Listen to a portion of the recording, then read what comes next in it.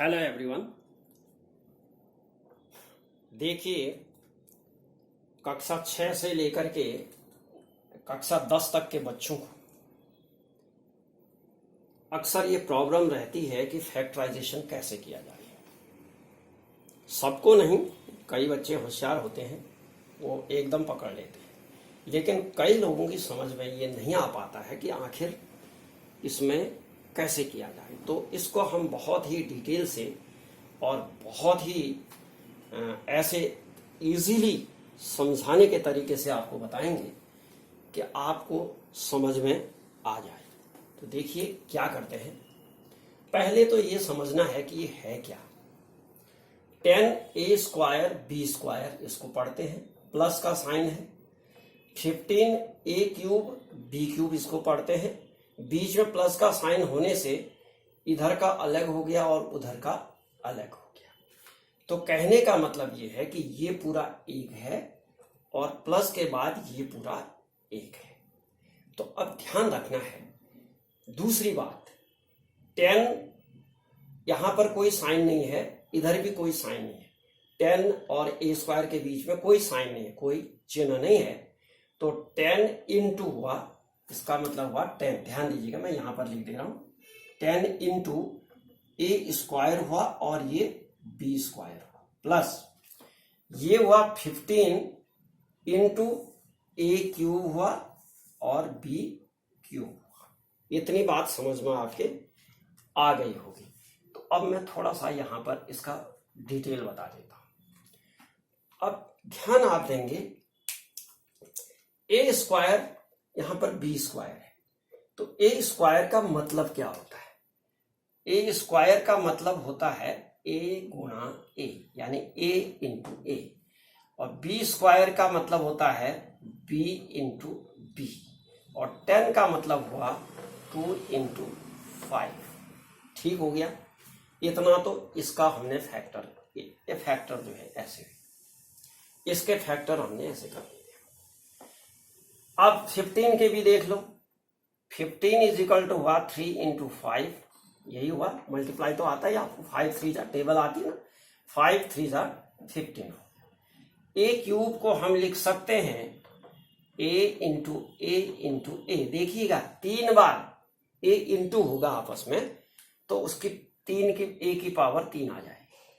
और b³ को हम लिख सकते हैं b into b into b। इतनी बात समझ में सबके आ गई होगी।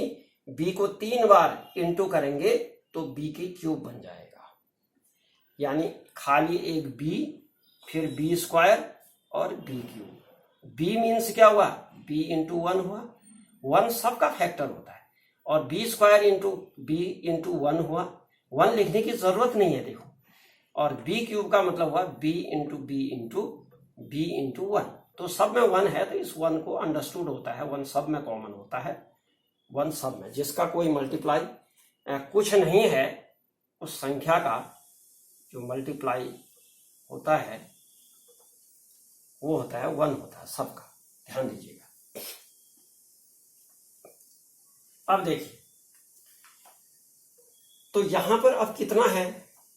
10 आ गया इंटू a² इंटू b² आ गया, 15 इंटू a³ इंटू b³ आ गया। अब हमने ये फैक्टर करे हैं, देखिए। तो 10 को हम क्या लिख सकते हैं? 2 इंटू 5 लिख सकते हैं। अब तो आपको वैसे ही आ जाएगा, 2 इंटू 5 लिख दिया, लिख दीजिए। a² को हम क्या लिख सकते हैं? कहा a इंटू a लिखते हैं, a इंटू a लिखते हैं। b² को हम क्या लिख सकते हैं? b इंटू b लिख सकते हैं। प्लस साइन, ये ध्यान दीजिएगा, प्लस साइन ये है, ये प्लस साइन, ये वाला साइन यहां पर आ गया, देखिए, इसको ध्यान में रखिए। अब 15 को हम क्या लिख सकते हैं? 3 इंटू 5 लिख सकते हैं।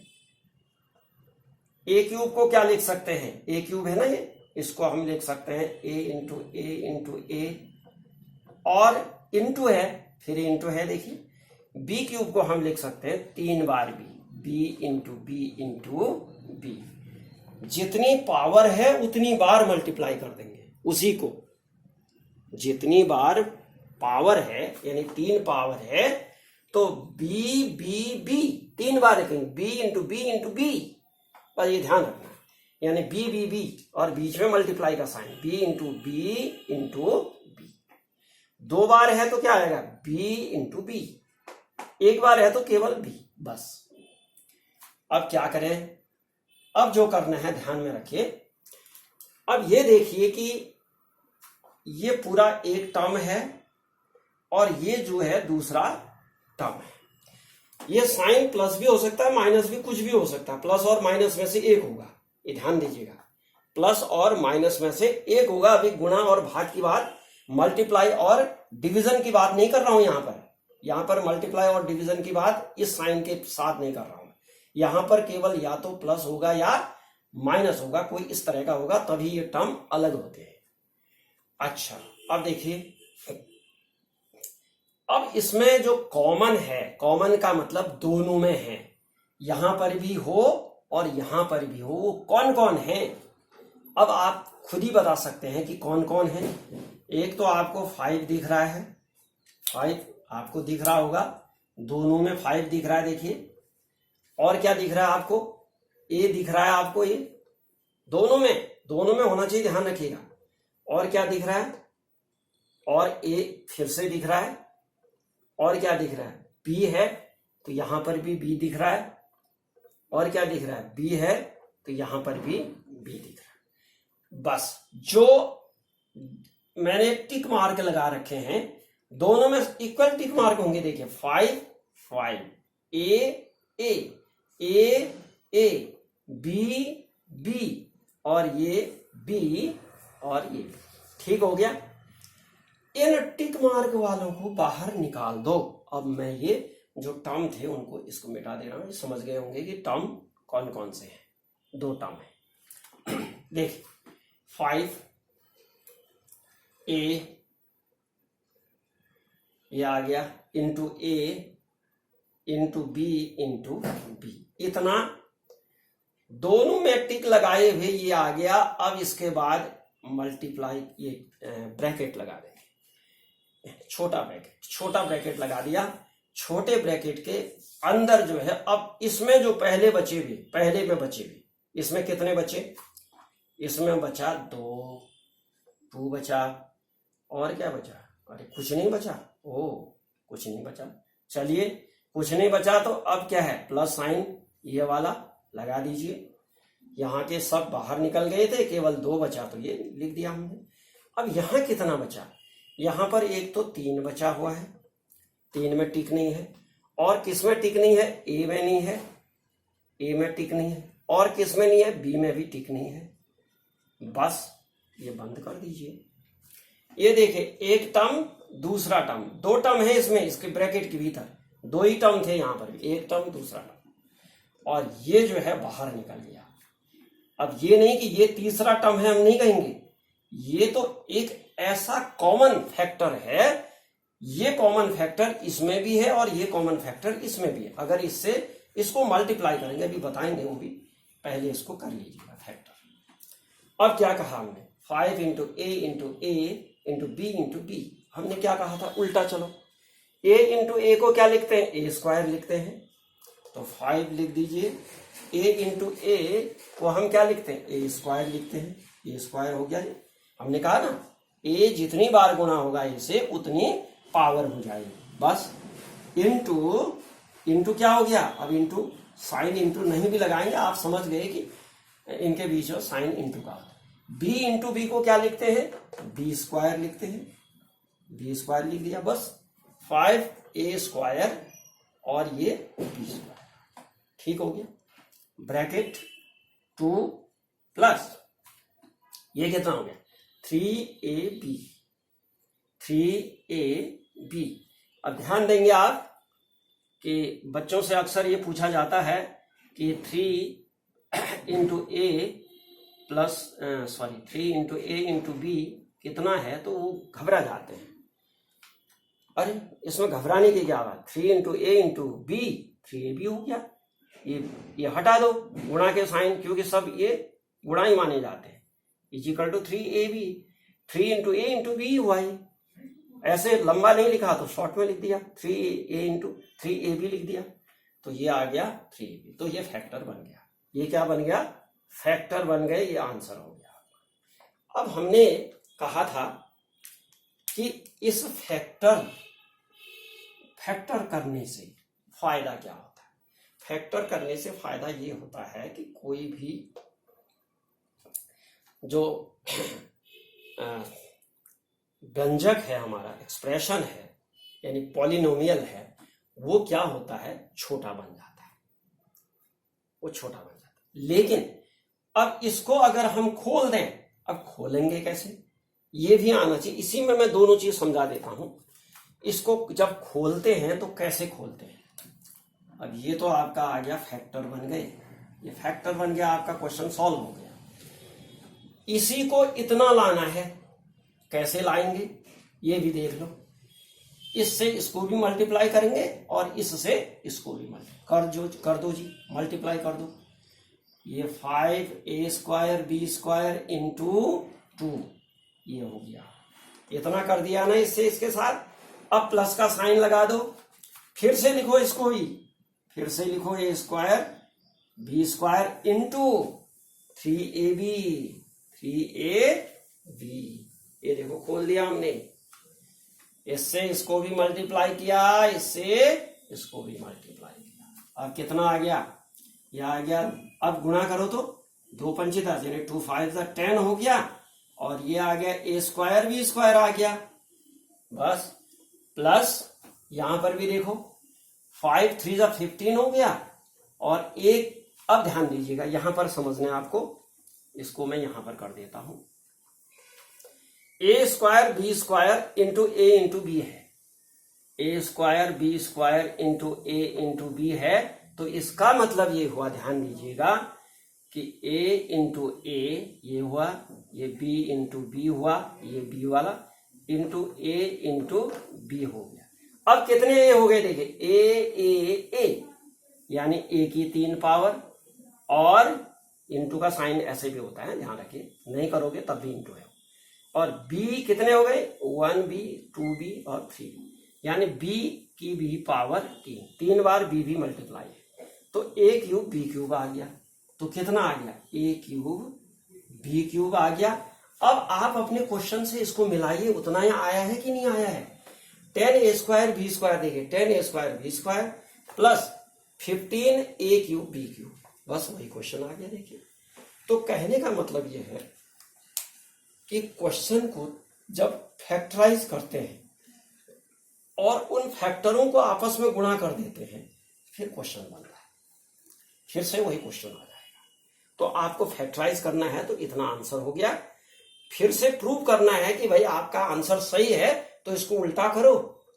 अगर यही आ जाता है तो इट मीन्स आपके फैक्टर सही हैं। तो ये आपकी समझ में क्लियर हो गया होगा कि कैसे फैक्टर करते हैं।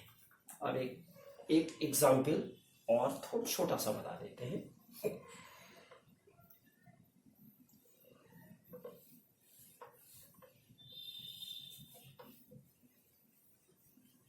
छोटा सा एग्जाम्पल